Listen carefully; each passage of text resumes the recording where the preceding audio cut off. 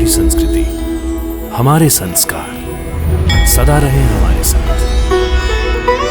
भारत के महान ग्रंथों और काव्यों का संपूर्ण संकलन। सब्सक्राइब करें तिलक। कई तरीके की एलईडी लाइट्स आपके घर और ऑफिस के लिए। GR LED lights, make India bright.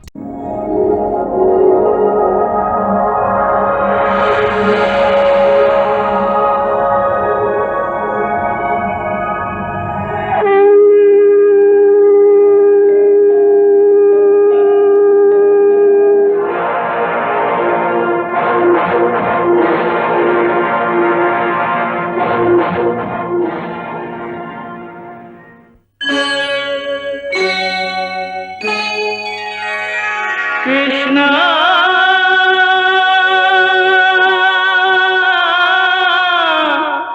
Krishna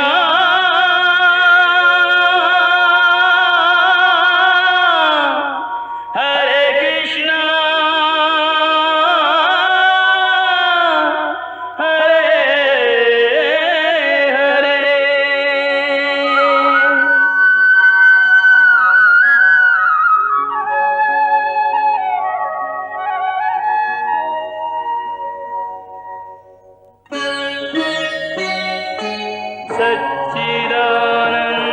सच्चिदानन्दरूपाय विश्वोत्पत्त्यादिहेतवे तापत्रयविनाशाय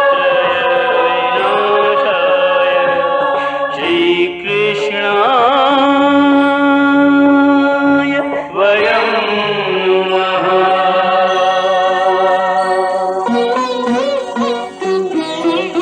श्रीकृष्ण गोविंद हरे मुरारे, हे नाथ नारायण वासुदेव। हरे कृष्ण राधे राधे कृष्ण कृष्ण कृष्ण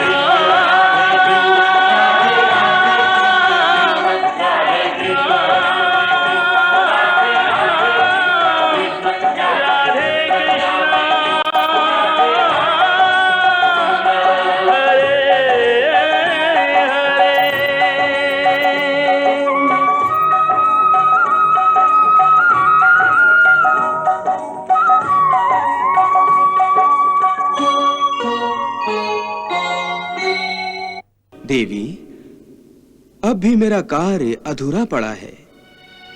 आप व्यर्थी शंका कर रही थी कि मेरा कार्य समाप्त हो गया। भद्रे, अभी एक और बड़ा कार्य करना शेष है। एक अत्यंत महत्वपूर्ण कार्य, बाणासुर का वध। बाणासुर? हाँ देवी रुक्मिणी, शोणितपुर का सहस्र बाहु बाणासुर, अपराजेय बाणासुर, जिसकी नगरी की रक्षा स्वयं कैलाशनाथ शिव और कुमार कार्तिकेय करते हैं। भगवान शिव और पार्वती देवी का उन्मत्त पुत्र बाणासुर। परंतु वो असुर शिव पार्वती का पुत्र कैसे हो गया? बताता हूं प्रिय। एक समय बाणासुर शिवजी की तपस्या कर रहा था।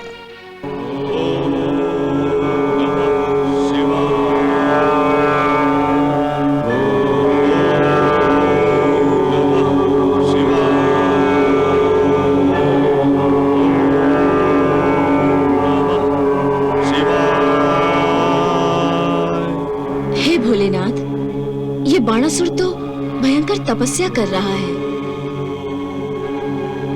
इसकी तपस्या का कैसा तेज फैल रहा है। देखिए ना, उस तेज को ब्रह्मांड भी सहन नहीं कर पा रहा है। वो डावाडोल हो रहा है। प्रभु स्वामी, सृष्टि को बचाइए और इस बलि पुत्र बाण पर कृपा कीजिए। परंतु देवी, बाण तो आपसे अनुग्रह चाहता है। मुझसे? हाँ देवी। मैं क्या अनुग्रह करूं देवादिदेव? यदि आपने बाणासुर पर समय रहते अनुग्रह नहीं किया तो शरीर से निकलने वाली अग्नि की लपटों से वो भस्म हो जाएगा। प्रभु, अपने भक्त की इतनी कठोर परीक्षा न लीजिए। सत्य कह रही हो देवी। तुम्हारा अनुग्रह ही उसे जीवित रखे है। चलो उस पर अनुग्रह करके तुम्हारी इच्छा पूर्ति करते हैं। ओम नमः शिवाय।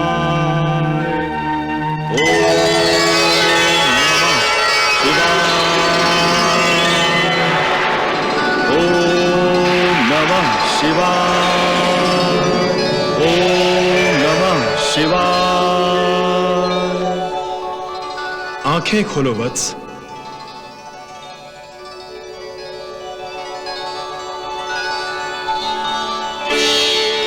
हे दीन बंधु भोलेनाथ शंकर महादेव और जगत माता पार्वती को मेरा प्रणाम।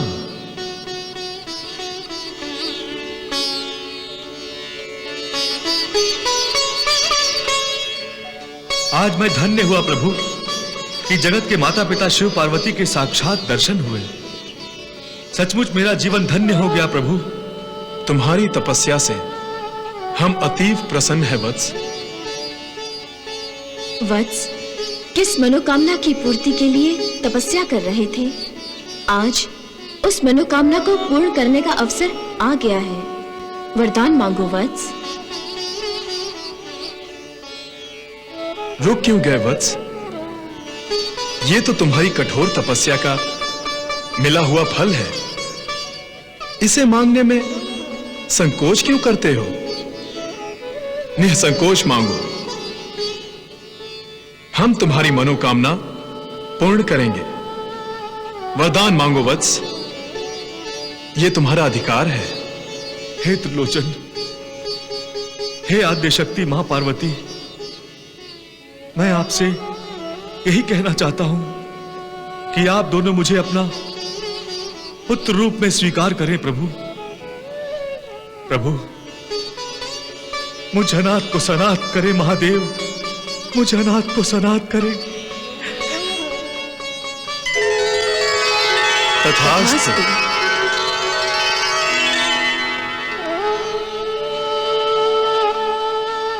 देवी, यदि कुमार कार्तिकेय हमारे ज्येष्ठ पुत्र हैं, तो ये हमारा कनिष्ठ पुत्र होगा। मेरा मनोरथ सफल हुआ मां। मैं सनाथ हो गया हूं पिता महादेव। देवादिदेव, मैं बड़ा अनुग्रहित हुआ। हे वत्स, मैं तुमसे बहुत प्रसन्न हूं। इसलिए मैं तुम्हें एक वरदान और देना चाहता हूं। मांगो, जो तुम्हारी इच्छा हो। हे आशुतोष, जिसके संसार की मनोकामना पूर्ण करने वाले आप जैसे माता पिता हो, उसे और क्या चाहिए? जिसके घर के आंगन में स्वयं गंगा बहती हो, वो कुआं क्यों खोदे? मैं बड़ा कृतार्थ हूं प्रभु। मुझे अन्य किसी वरदान की कोई आवश्यकता नहीं है। वत्स, पहला वरदान तुमने भगवान शंकर से मांगा था। दूसरा वरदान अपने पुत्र के चरित्र से प्रसन्न पिता से मांगो। रक्षा करते हुए पालन करने वालों को पिता कहते हैं। अतः मैं पिता से यही मांगता हूं कि वो सदैव मेरी रक्षा करें, मेरी नगरी की भी रक्षा करें देव। तथास्तु। हे पुत्र बाणासुर, तुम्हारे बड़े भाई कुमार कार्तिकेय का जिस नगरी में जन्म हुआ था, उसी क्षौणकपुरी को तुम अपनी नगरी बना लो।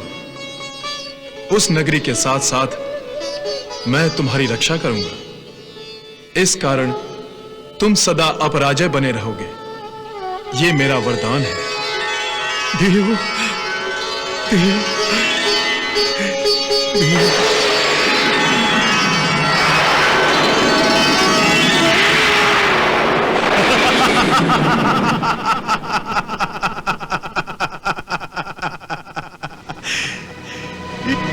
अजय, अपराजय। भगवान महादेव शिवशंकर के आशीर्वाद और वरदान के कारण बाणासुर प्रबल और उन्मत्त हो गया देवी। परंतु महादेव शिवशंकर ने बाणासुर की नगरी शोणितपुर की सुरक्षा का प्रबंध क्या किया? महादेव ने शोणितपुर की सुरक्षा के लिए अग्नि का निर्माण किया। अग्नि का? हाँ देवी।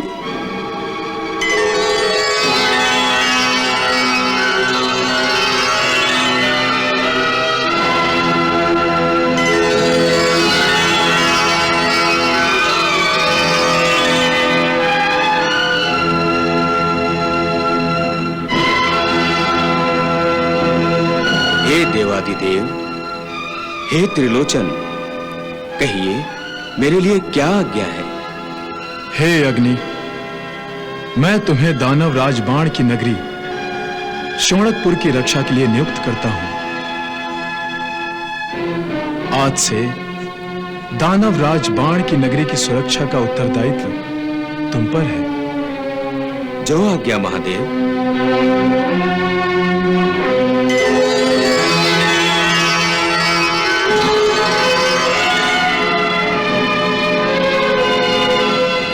देवी, अंतरिक्ष में स्थित अग्नि चक्र से सुरक्षित शोणितपुर नगरी बाणासुर की राजधानी बन गई। महादेव शिव शंकर के बाद दानवराज बाणासुर अपने ज्येष्ठ भ्राता शिव पुत्र कार्तिकेय से भी अनुग्रहित हो गए।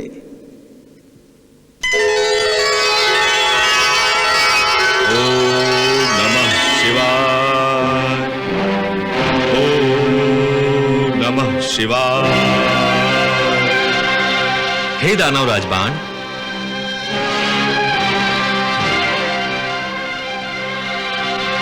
भ्राता भगवान कार्तिकेय,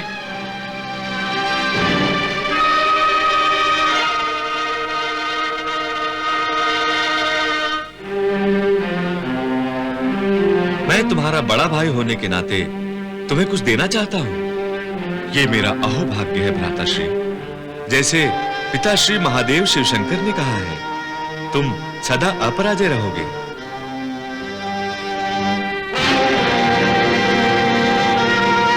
ये रही तुम्हारी अपराजय रहने की निशानी।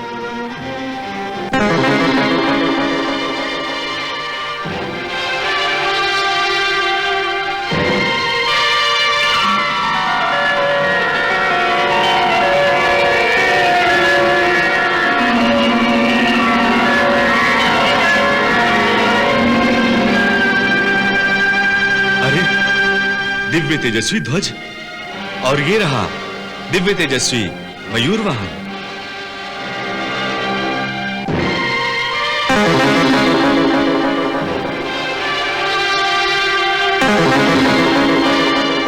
दिव्य मयूर वाहन, इस वाहन से तुम संचार करो।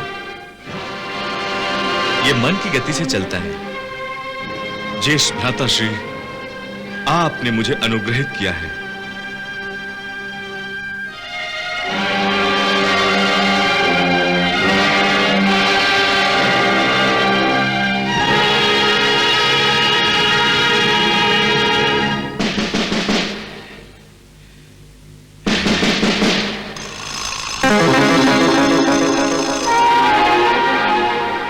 शिवपुत्र कार्तिकेय ने प्रदान किया तेजस्वी अग्निध्वज बाणासुर की शोणितपुर नगरी में विजय पताका की तरह लहरा रहा है। कार्तिकेय के ही वरदान स्वरूप दिए तेजस्वी मयूर वाहन से संचार करके बाणासुर ने देव, गंधर्व, यक्ष इन्हें पराजित कर दिया है। बाणासुर शिवजी के आशीर्वाद से अजेय हो गया है और इसके कारण अहंकारी भी। इसीलिए आप उसके अहंकार का दमन करना चाहते हैं, है ना प्रभु? देवी, ये अहंकार रूपी असुर बहुत बड़ा मायावी है और मेरी ही तरह इस अहंकार ने संपूर्ण त्रिलोक व्याप्त किया है। ये अहंकार मुझे हर पल, हर समय चुनौती देता रहता है। कहता है, तुम अपने आप को मायापति मानते हो ना? परंतु नहीं, मैं तुमसे बड़ा मायावी हूं। मैं मायापति हूं। मैं तुमसे श्रेष्ठ हूं। जैसे सारे लोग तुम्हारी माया के अधीन होते हैं, वैसे ही सारे लोग मेरे भी अधीन हो जाते हैं। और देवी, अहंकार का ये अहंकार सत्य ही है। अहंकार की माया के प्रभाव से न दानव बच सके हैं और न मानव और देवता भी नहीं बच सके हैं। इसीलिए अहंकार को देवता, दानव और मानव का सबसे बड़ा शत्रु माना गया है। परंतु क्या इस शत्रु का विनाश नहीं हो सकता? नहीं देवी, यह शत्रु इतना प्रबल है कि हर कोई इस पर विजय नहीं पा सकता। केवल स्थित प्रज्ञ योगी ही अहंकार पर विजय पाते हैं, अन्य नहीं। देवी, झंझावात का कोई सामना कर सकता है? आंधी तूफान कोई रोक सकता है? अहंकार एक प्रकार का झंझावात ही है देवी। यह एक आंधी तूफान ही है जो मनुष्य, दानव और देवता के मन के दरवाजों से हर पल, हर समय टकराता रहता है। स्थित प्रज्ञ योगियों के मन के द्वार अहंकार रूपी झांझावात के टकराने से भी बंद रहते हैं, परंतु सामान्य मानव और दानव के मन के द्वार खुल जाते हैं। एक बार अहंकार ने मन पर कब्जा कर लिया तो मनुष्य मनुष्य नहीं रहता, दानव दानव नहीं रहता। वो तो अहंकार का ही एक व्यक्त रूप बन जाता है। देवी, इस अहंकार की भूख अत्यंत ज्वलंत है। मन पर विजय पाते ही अहंकार मनुष्य के विवेक को पहले खा जाता है और साथ साथ मनुष्य के सद्गुणों को भ्रष्ट कर देता है। इसलिए सद्विचारी, सद्गुणी भी अहंकार की माया के अधीन हो जाते हैं। मेरे भक्त भी अहंकार रूपी दानव की शक्ति के आगे घुटने टेक देते हैं। जानती हूँ प्रभु, दाऊ भैया, युधिष्ठिर, अर्जुन आदि भक्तों के अहंकार का आप ही ने तो नाश किया है, और अब बाणासुर के अहंकार का नाश भी आप ही करेंगे। मैं नहीं, हमारा पोता अनिरुद्ध। अनिरुद्ध? हाँ देवी, अनिरुद्ध। परंतु महादेव शिव शंकर और उनके पुत्र कार्तिकेय से अनुग्रहित हुए बलवान बाणासुर से अनिरुद्ध कैसे टक्कर ले पाएगा प्रभु? देवी, बाणासुर की पुत्री उषा अनिरुद्ध के लिए अनुरूप है।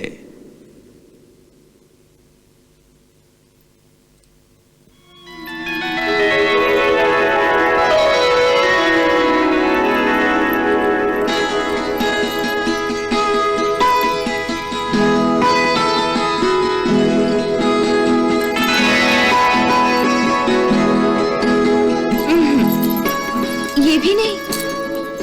अच्छा, तो ये दूसरा चित्र देखो। नहीं चित्रलेखा, अब और नहीं। देख तो लो उषा, इसकी चितवन कितनी तीखी है। कदाचित तुम्हारे मन को भी भा जाए तो महाराज बाणासुर के आते ही तुम्हारा विवाह हो जाएगा। नहीं चित्रलेखा, ये असंभव है। परंतु क्यों असंभव है? देखो चित्रलेखा, चित्र देखने से चरित्र दिखाई नहीं देता। हाँ, यदि मनुष्य सन्मुख हो तो मन स्वयं ही आंक लेता है कि वो सज्जन है या दुर्जन। इसलिए चित्र देखने से क्या लाभ? वैसे भी मैं अपने जीवन साथी का चयन स्वयं करने नहीं जाती।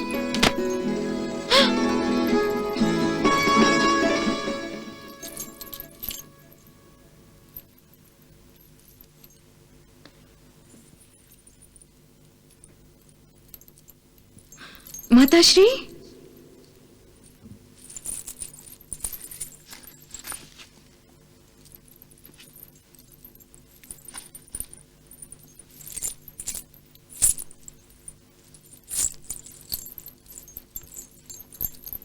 अब क्या इन राजकुमारों को भी तुमने अपनी ठोकर में रख दिया? राजकुमारी उषा, अब क्या तुम्हारे लिए गंधर्वलोक से कोई गंधर्व आएगा या फिर स्वर्गलोक से कोई देवता उतरेगा? ओ माताश्री। मत कहो मुझे माताश्री। तुम तो अपने पिता महाराजा बाणासुर की ही पुत्री हो, उन्हीं की भांति घमंडी। उन्हें अपनी शक्ति पर घमंड है तो तुम्हें अपनी सुंदरता पर। नहीं माताश्री, मुझे अपने सौंदर्य पर घमंड नहीं है। तुम तो चुप ही रहो। और हाँ चित्रलेखा, तुम तो इसकी सखी हो, ये तुम्हारी हर बात मानती है, इसीलिए मैंने तुम्हें इसे समझाने के लिए कहा था। परंतु महारानी, राजकुमारी जब एक बार हट पकड़ लेती है ना, तो फिर किसी की नहीं सुनती। मैंने इन्हें बहुत समझाने की कोशिश की, परंतु अगर ये नहीं मानती तो मैं क्या करूं? ओ माताश्री, आप व्यर्थ ही मेरे विवाह की चिंता करती हैं। पुत्री, एक माता अपनी पुत्री के विवाह की चिंता नहीं करेगी तो फिर और कौन करेगा पुत्री? माता पार्वती। और कौन? वो जब चाहेंगी तब मेरा विवाह होगा। तेरी हट के आगे तो तेरे पिताश्री ही जीत पाएंगे। अब की बार वो तेरा विवाह करे बिना बिल्कुल नहीं मानेंगे। आने दो उन्हें, मैं उनसे ही बात कर लूंगी। दैत्यराज बाणासुर की जय! दैत्यराज बाणासुर की जय! असुर राज लो, बाणासुर की वो आ गए। असुर राज बाणासुर की जय! दैत्यराज बाणासुर की जय! दैत्यराज ये तो तुम्हारी विवाह के ही बाजे लगते हैं। महारानी ने सत्य ही कहा था, दैत्यराज बाणासुर अब तुम्हारा विवाह करा के ही छोड़ेंगे।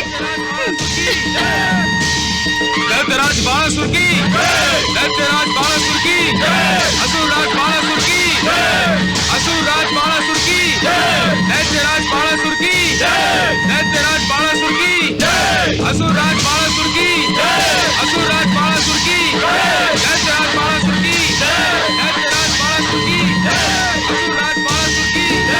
असुर राज बाणासुर की असुर राज बाणासुर की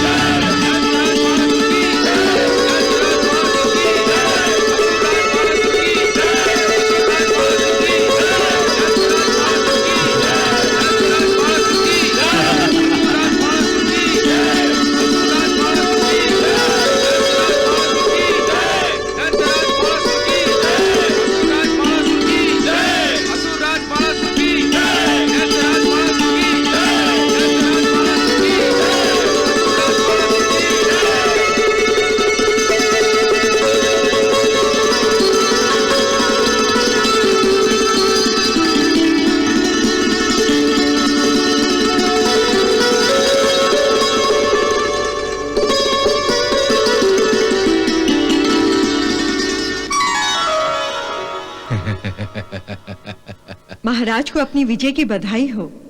नहीं महारानी नहीं, भला बिना युद्ध के जीत भी कोई जीत है? मैं युद्ध प्रेमी अपनी प्रेमिका के दर्शन के बिना तड़प रहा हूं। युद्ध मेरी आत्मा की पुकार बनकर रह गई है। युद्ध के लिए ललकारते ललकारते मैंने सारी धरती खंगाल डाली, परंतु कोई माई का लाल मेरे सामने आने और मेरी तलवार से अपनी तलवार लड़ाने को तैयार नहीं। मेरी तलवार ने जो युद्ध का सपना देखा था, वो सपना अधूरा रह गया महारानी, वो सपना अधूरा रह गया। पिताश्री, ये तो अच्छी बात है ना कि रक्त के एक बूंद बहाए बिना ही आपको विजयश्री प्राप्त हो गई है। तुम कुछ नहीं जानती राजकुमारी उषा कि युद्ध का मजा क्या होता है। बिना लड़े हथियार डाल देने वाले योद्धाओं को देखकर सारा मजा किरकिरा हो जाता है। शेर को पालतू बिल्ली की तरह दुम दबाते देखने में मजा नहीं है। मजा तो तब आता है जब शेर से पंजा लड़ाया जाता है, और मजा आता है उस क्षण जब शेर आंखों में आंखें डालकर दहाड़ता है और देखने वालों के कलेजे पानी हो जाते हैं।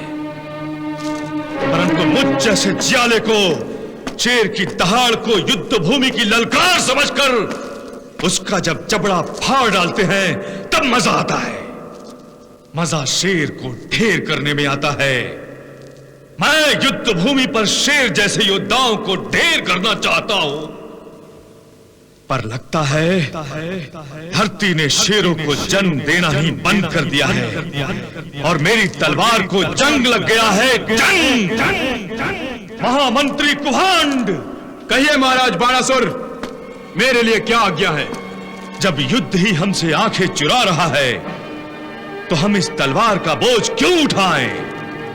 जाओ और रक्त की लाली से वंचित मेरे इस अभागन तलवार को शस्त्रागार में डाल दो। जिस दिन युद्ध की घोषणा होगी हम इसे फिर से निकालकर रक्त से नहलाएंगे और इस अभागन को फिर से सुहागन बनाएंगे। जाओ! जो आज्ञा महाराज।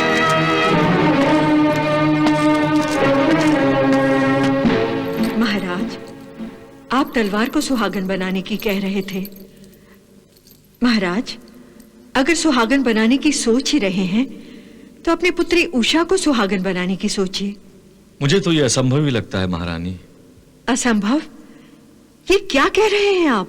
महारानी, जब धरती ने ही शौर्यशाली योद्धाओं को जन्म देना छोड़ दिया है तो शूरवीर बाणासुर की वीरांगिनी पुत्री को जीवन साथी कहां से मिलेगा?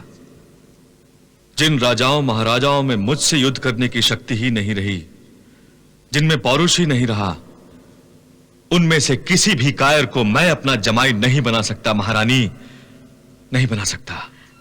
तो फिर राजकुमारी उषा का विवाह कब होगा? माताश्री, आप मेरे विवाह की चिंता छोड़ दीजिए। मैंने कहा ना, माता पार्वती जब चाहेंगी मेरा विवाह होगा। ठीक कह रही है राजकुमारी उषा। अब ये विवाह माता पार्वती और भगवान शिव शंकर के वरदान से ही होगा। परंतु वो कैसे? महारानी, मैं युद्ध के बिना जी नहीं सकता, इसलिए मैं घोर तपस्या करके भगवान शिव से अपने लिए महायुद्ध का वरदान मांगूंगा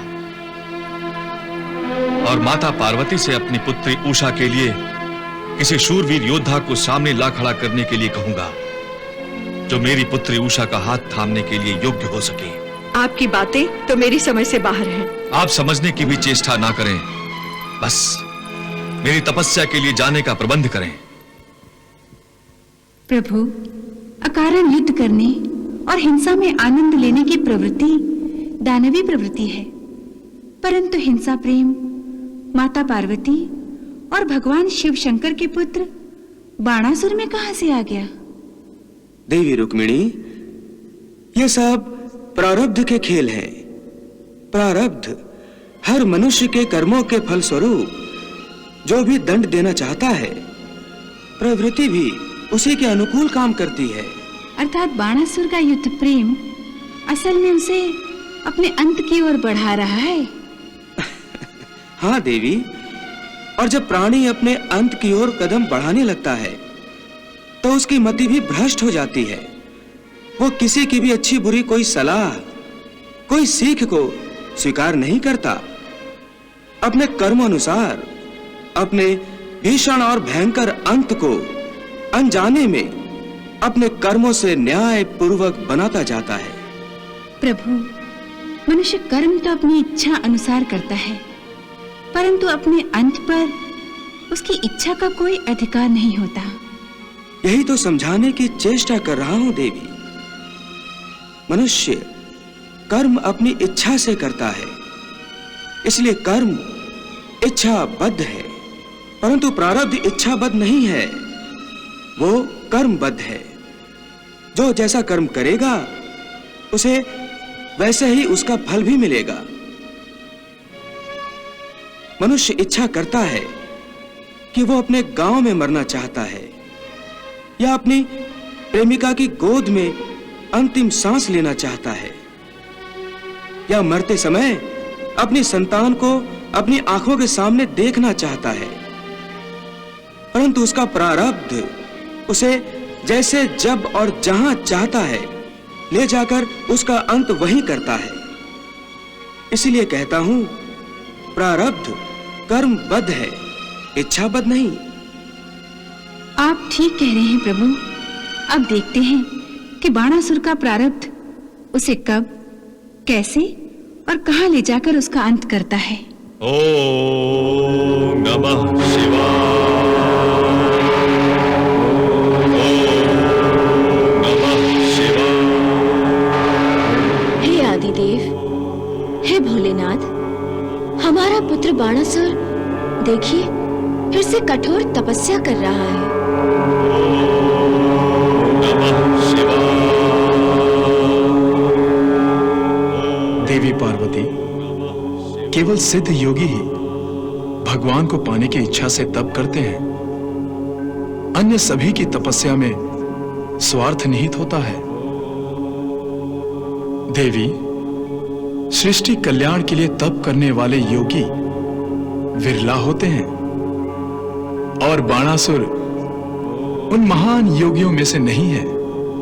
इसका अर्थ है बाणासुर स्वार्थ से प्रेरित होकर तपस्या कर रहा है।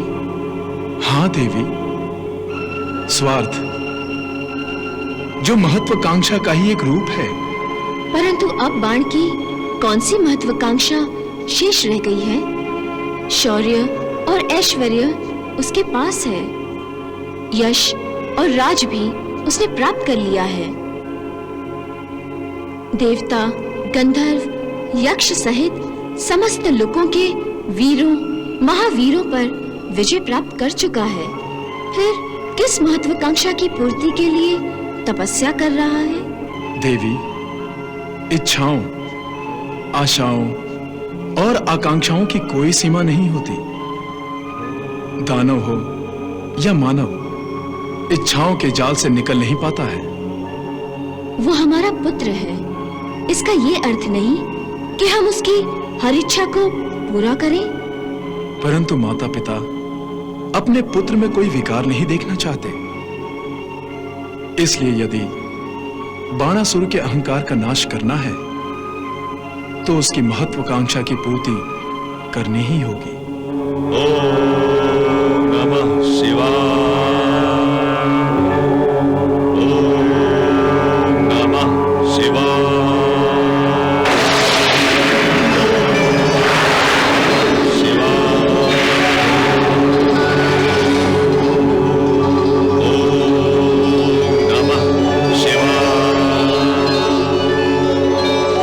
खोलो वत्स। नमः शिवाय। हम आ गए हैं वत्स, आंखें खोलो।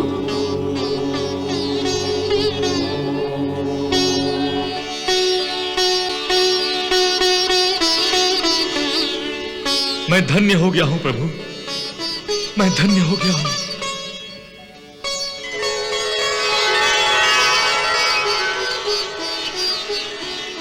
अब किस कारण तुम तपस्या कर रहे हो वत्स?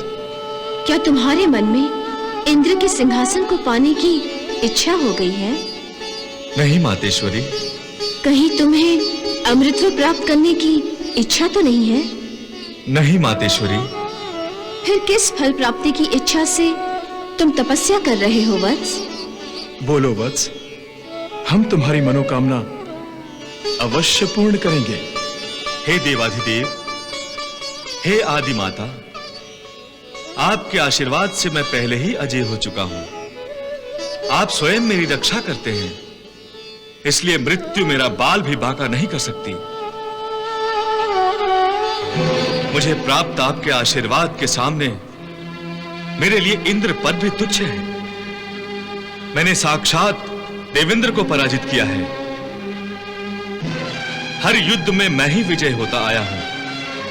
मैंने समस्त लोगों पर विजय पाई है। मेरे शौर्य और सामर्थ्य की धाक दसों दिशाओं में बैठ गई है। इसी कारण हर कोई मेरे सामने अपना सिर झुकाने पर विवश है, चाहे वो कितना ही बड़ा सूरमा क्यों ना हो। परंतु अब कोई मेरे सामने युद्ध करने का साहस नहीं कर सकता। हे महादेव, मयान में विश्राम करने वाली मेरी तलवारें और तुड़ीर में रखे मेरे बाण निराश हो चुके हैं।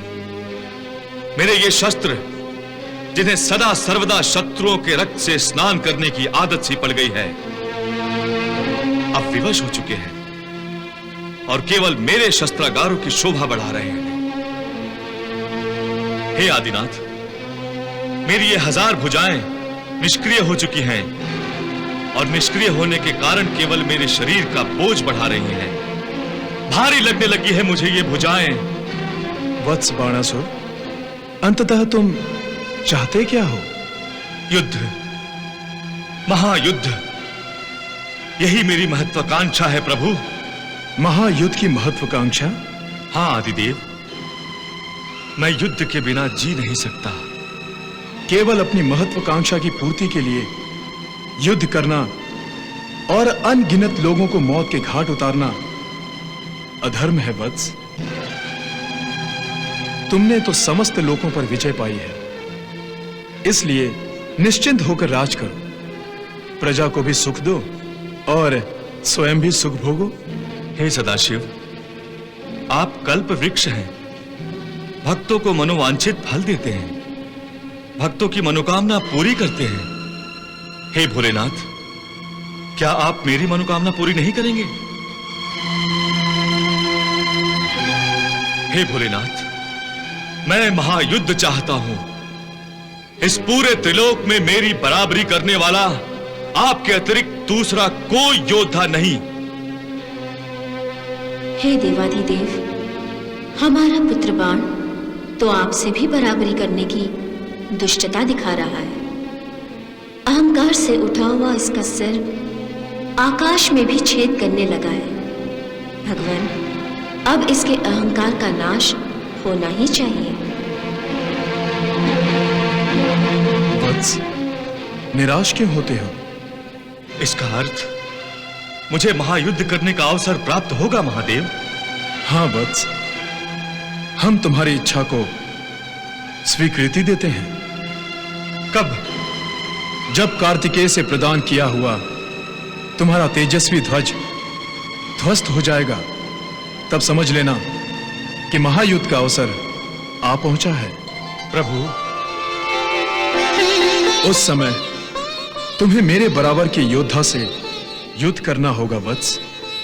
आप धन्य हैं प्रभु, आप धन्य हैं, आप धन्य हैं। वत्स, मनोवांछित वरदान पाकर भी प्रसन्न नहीं हुए? नहीं मातेश्वरी, मैं केवल युद्ध प्राप्ति के लिए तपस्या नहीं कर रहा था, बल्कि मैं आपसे अनुग्रहित होने के लिए भी तपस्या कर रहा था। महादेव ने तो तुम्हें युद्ध का वरदान दिया है। परंतु मातेश्वरी, आप क्या मुझे कुछ नहीं देंगी? अब तुम मुझसे क्या चाहते हो वत्स? मातेश्वरी, अपनी पुत्री राजकुमारी के लिए उत्तम वर, एक ऐसा योग्य राजकुमार जिसे मैं अपना जमाई बना सकूं। उषा के लिए? हाँ मातेश्वरी, मेरी पुत्री उषा अब विवाह के योग्य हो गई है, परंतु वो चाहती है कि उसके पति का चयन आप स्वयं करें। तुम्हारी और तुम्हारी पुत्री उषा की ये इच्छा भी पूरी होगी वत्स।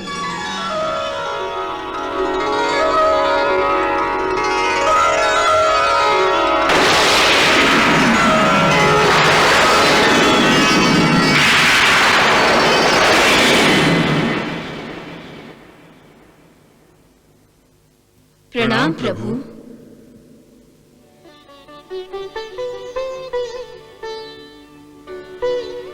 हे प्रभु, आप तो प्रकृति के नियमों से भी परे हैं, परम श्रेष्ठ हैं।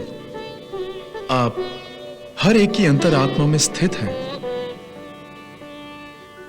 आप ही ने इस समस्त संसार, समस्त सृष्टि की रचना की है। यह समस्त विश्व ही आप में बसा हुआ है, इसलिए आपको ज्ञानी, तपस्वी तथा वासुदेव कहा जाता है। हे वासुदेव, आपको मेरा प्रणाम। हे वासुदेव, आप ही नित्य, अजन्मा, अक्षय, अव्यय हैं। आप ही निर्मल परब्रह्म हैं। आपको मेरा प्रणाम। हे जगत की उत्पत्ति, स्थिति और संहार के मूल कारण, हे विश्वात्मन, आप स्वयं निर्विकार हैं। परंतु आप ही की लीला से दानव, मानव, देवता सबके मन में विकारों का उद्गम होता है। हे त्रिलोचन, हे भोलेनाथ, हे शिव शंकर, ऐसा प्रतीत हो रहा है कि आप बाणासुर के कारण व्यथित हो गए हैं। हाँ प्रभु। हे जनार्दन, मेरा पुत्र बाणासुर विकारों के अधीन हो गया है। उसके अहंकार ने सहस्त्र भुजाएं धारण कर ली हैं। बाण की दुष्टता देखिए प्रभु, वो अपने आप को साक्षात महादेव के बराबर का समझने लगा है। देवी, पुत्र यदि गलती कर रहा है तो उसका योग्य मार्गदर्शन करना उसके माता पिता का धर्म है।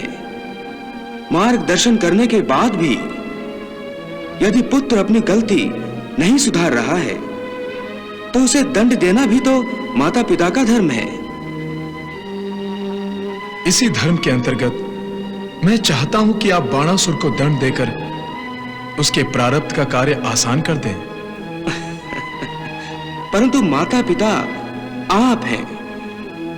आप दोनों ने उसे अपना पुत्र माना है। यह अधिकार तो आपका है। हाँ प्रभु, आप ठीक कह रहे हैं, परंतु मेरे ही वरदान ने मेरे हाथ बांध रखे हैं। इसलिए बाणासुर के अहंकार ने जो सहस्त्र भुजाएं धारण कर ली हैं, उन भुजाओं को केवल आप तोड़ सकते हैं प्रभु।